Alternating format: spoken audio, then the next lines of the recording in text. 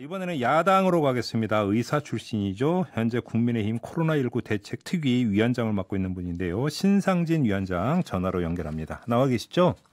예, 안녕하세요. 신상진입니다. 네, 안녕하세요, 네. 위원장님. 예, 똑같이 좀 예. 질문을 드려야 될 것 같습니다. 네. 오늘 특별 방역 대책이 발표가 되는데 3단계 조정은 안 될 것 같다라고 하는데요. 어떻게 평가하십니까? 예, 그동안 좀 아쉬웠던 걸 먼저 말씀드리면요. 네.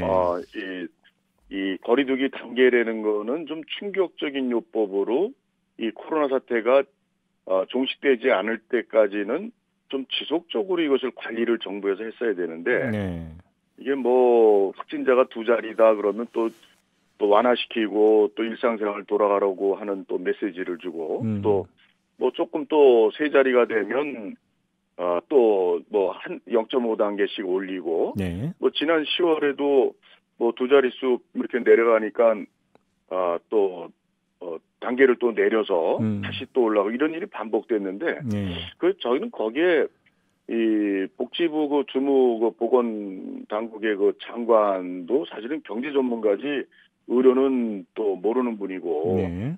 또 정세균 또 중대본 총괄하는 정세균 총리께서도 역시 마찬가지고 그래서 이 감염병 전문가나 예방역 전문가들이 수없이 이 단계를 올리고 내리는 거에도 조심하라고 누차 얘기를 한 것으로 알고 있는데 네. 이제 그런 전문가 얘기들이 잘 이렇게 수용이 안 된 것 같아요. 그래서 아쉽고요. 근데 3단계로 올리는 문제는 저는 정부로서도 어려움은 있겠지만, 네.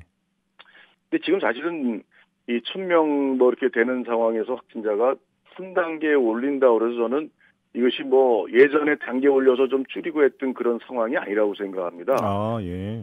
오히려 저는 3단계에 준하는 핀셋, 그러니까 맞춤형 거리두기를 좀 해야 되는데 이것도 역시 정부에서 11개월 동안 그동안 코로나가 이게 정말 진행되어 오면서 이런 좀 디테일한 매뉴얼이나 준비들이 상당히 부족했다. 그럼 위원장님 잠깐만요. 예, 그러면 예. 지금 3단계까지는 안 가더라도 3단계 마이너스 알파로 2.5단계 기준에서 몇몇 핀셋 그러니까 추가 어떤 그 지정만 하면 된다 이런 의견이신가요? 정리라면? 예, 저는 뭐 3단계에 준하는 또 핀셋 예를 들어서 모두 3단계라면 그래서 백화점, 뭐 마트 또 뭐 모든 직장들이 재택근무 뭐 이렇게 그냥 무지막지하게 하는 것이 아니라 그래서 백화점 같은 데나 또 마트, 대형마트 또 거기 인원수를 제한 안 되거나 예, 출입 인원을 그리고 뭐 이게 좀 구체적으로 디테일한 그런 좀 지침들을 해야 되고 또 하나는 빅데이터를 활용한 어떤 정부의 이 거리두기 전략, 그러니까 많이 발생하는 그런 장소나 그런 업종이나 이런 데들에 대한 좀 준비가 굉장히 좀 안 돼 있다 이런 생각에서 굉장히 답답한데요. 뭐 저 실질적인 그런 단계 두기를 좀 저는 권하고 싶습니다. 근데 위원장님 지금 이 확산세 나타나는 양상을 보면 일단 지역 뭐 특정 지역으로 쏠려 있는 이런 현상이 전국에서 다 나타나고 있고요. 그렇습니다. 그다음에 뭐 특정 업종이나 특정 직장에서 지금 나타나는 현상도 아니지 않습니까? 이런 상태에서 핀셋이라고 하는 게 과연 어느 정도까지 성립될 수 있을까? 여기에 이제 고개 갸웃되는 사람도 있을 것 같은데요. 그러니까 예를 들어서 뭐 지금 이제 운동 경기, 스포츠 경기 하잖아요. 네. 그리고 또 뭐 영화관도 지금 하고 있어요. 50인이요. 근데 그런 것들은 사실은 필수 물론 이제 자영업자들 어렵고 또 뭐 대규모 직장도 어렵지만 사업도 핀셋으로 그러니까 제 말씀은 업종별 하고 안 하고의 문제가 아니라 그런 것도 있겠지만 그 인원수 제한이나 아니면 우리 예전에 그 봄에 그 한참 뭐 사태 심각했을 때 스포츠 무관중 경기도 했었고 또 스포츠 경기 일시 중단됐고 영화관 또 상영도 또 중단했고 그러니까 그런 데보다 지금 오히려 더 약해요 사실은. 어떤 부분은 또 강화돼 있고 그러니까 이런 걸 좀 저는 맞춤형으로 했으면 좋겠다 이런 생각입니다. 알겠습니다. 그러면 어제 이제 수도권 그 세계 광역 단체장들이 5인 이상 집합 금지 명령을 내리지 않았습니까? 이건 어떻게 평가를 하세요? 예, 저는 뭐 일단은 그거는 필요한 조치라고 보고요. 네네. 근데 저는 이제 이렇게 사실 5인 이상이면 5인은 안 되고 4인은 되고 이런 기준들이 사실은 좀 물론 행정하는데 일괄적으로 지침을 내려야 되기 때문에 어려운 점이 있겠지만 조금 너무 좀 거칠고 그렇다고 생각을 해서 제 말씀은 일관되게 제가 예전부터 주장한 게 좀 맞춤형으로 디테일한 그런 매뉴얼을 11개월 동안 왜 이렇게 정부나 지자체에서 제대로 갖고 있지 않은지를 예. 다시 한번 점검해 봐야 될 것 같습니다. 알겠습니다. 백신 얘기로 좀 넘어갈게요. 네. 지금 그 위원장님도 지금 우리 정부가 백신 후진국으로 전락하고 있다 이렇게 평가를 하시는 겁니까? 후진국 전락 이런 어떤 표현보다도 예. 너무나 백신을 준비하는데 너무나 정부가 책임을 방기했다. 네. 왜냐하면은 우리 총리께서 뭐 20날도 말씀하셨지만 뭐 그 두 자릿수 이렇게 별로 확진자가 늘질 않아서 좀 안심하고 있었다. 네. 백신의 의존도를 좀 잘 의존을 안 했다는데 이거는 1월에 우한에서 코로나 터지고서부터 전문가들이 수없이 얘기한 것이 네. 백신이 결국은 이것을 종식시킬 유일한 수단이다. 네네. 예, 치료제는 이미 이제 걸려서 중환 환자가 된 경우에 필요하잖아요. 네. 근데 네. 자꾸 치료제를 대체하거나 이게 정부의 뭐 성과를 자꾸 따질 문제가 아니고 백신 그 자체가 코로나 종결의 유일한 수단이다. 네. 그런데 그것을 이렇게 경시하고 준비를 안 했다는 것은 정말 이거 누가 자문을 해줬고 어떤 루트로 정말 이런 전문가의 의견을 들었는지 정말 이게 정부가 그걸 돌이켜보고 정말 대단히 거기엔 큰 문제가 있다고 생각합니다. 그런데 조금 전에 연결했던 김성주 의원 같은 경우는 정부는 네. 7월부터 이미 백신 구매 그 협상에 들어갔었고 그다음에 지금까지 어떤 뭐 그 들여오기로 이제 그 계획된 거를 보면 결코 늦은 건 아니다 이런 취지로 주장을 하던데요. 근데 다른 나라들은요 다 봄에 다 시작을 했고요. 7월이 아니고. 네. 그리고 인도네시아 같은데 언론에도 보도됐지만 거기는 뭐 각부 장관들 그리고 대통령서부터 해서 또 장관이 또 뭐 트럼프 대통령도 만나서 백신 협조 요청을 했었고 예.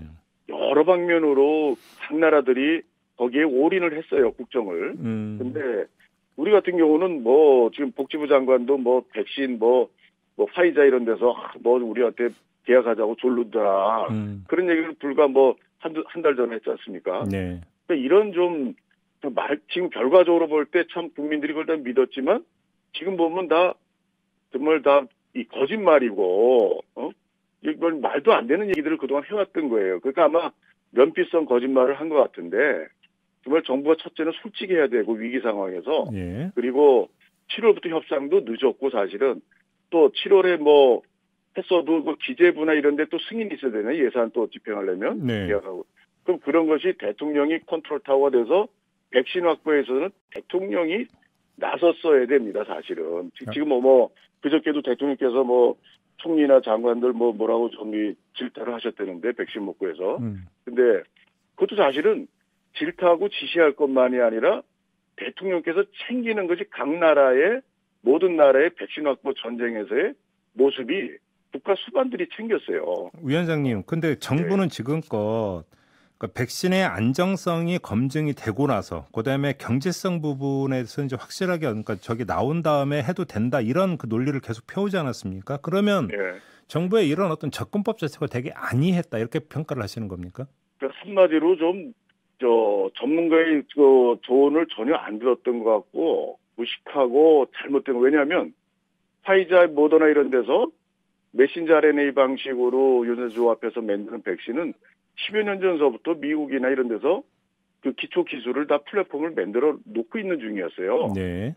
1년 만에 어느 날 갑자기 뚝딱 한 게 아니고 그리고 우리나라에 그런 걸 아는 전문가들이 많이 있습니다. 네. 근데 그렇게 해서 만들어 오던 이제 백신을 일거에 이제 집중해서 하려면 그 임상 3상이라는 개념은 임상 3상은 수만 명을 인종별 뭐 지역별 나이별 다 해가지고 수만 명을 이제 대규모 검사를 조사를 시험을 해서 안전성과 효과성을 다 보고 그것이 끝나는 겁니다 이게. 예. 근데 그게 다 끝나서 나오는 판에 계속 안전성을 딴 나라에서 그 미국이나 영국이나 선진국들이 뭐 우리만 못한 바보 나라들입니까? 안전성 없어도 막 놉니까? 그러면 좀 그래서 해당 공무원의 면책 그 조항이라든지 예산 배정 이런 데서 국회도 좀 미리 나섰어야 되는데 뭐 국회한 게 뭐이냐 이런 지적은 어떻게 받아들이세요?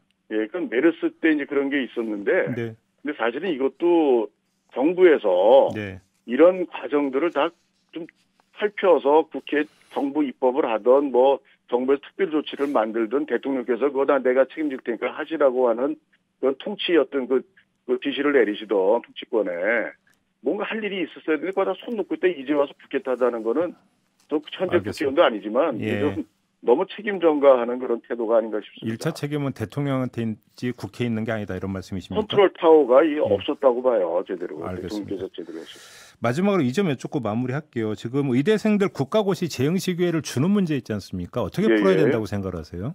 네, 이것도 좀 저는 이제 이게 정부와의 갈등 문제 때문에 생긴 거잖아요. 근데 정부와의 갈등 때문에 근데 이 문제를 사실 지금 이제 의료 인력이 부족해서 군인들 동원하고 해서 뭐 선별 진료소 등등 하고 있는데 이거 빨리 실기시험 실기시험도 시간이 걸립니다, 이게. 하여튼 최대한 빨리 서둘러서 결정 내려서 이 부족한 의료 인력에 바로 투입해서 이 위기를 극복하는 방안이 최고다. 재응시 기회를 줘야 된다 이런 말씀이신가요? 이거가 의료 인력 없어 군인까지 동원하고 지금 뭐 치료병상맨들은 뭐합니까? 의료 인력 의사가 없으면 소용이 없는데. 그래요. 근데 이게 좀 뭐 형평성 문제가 계속 국민들 사이에서는 계속 제기되는데 이건 어떻게 받아들이세요?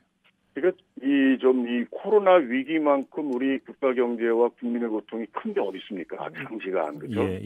그럼 이거를 최우선 국정 과제를 두고서 그 이외에 뭐 여러 가지 수반되는 예산 문제라든가 한국판 뉴딜 이런 거 지금 돈 쓸 때가 아니라고 저는 봐요. 그리고 SOC 뭐 다독도 신공항 이러지 말고 예산도 다시 재조정해서 코로나 백신 구하는데 정말 한 표 사듯이 다른 나라에 더 충분하게 확보한 나라들에 대해서 좀 로비해가지고 알겠습니다.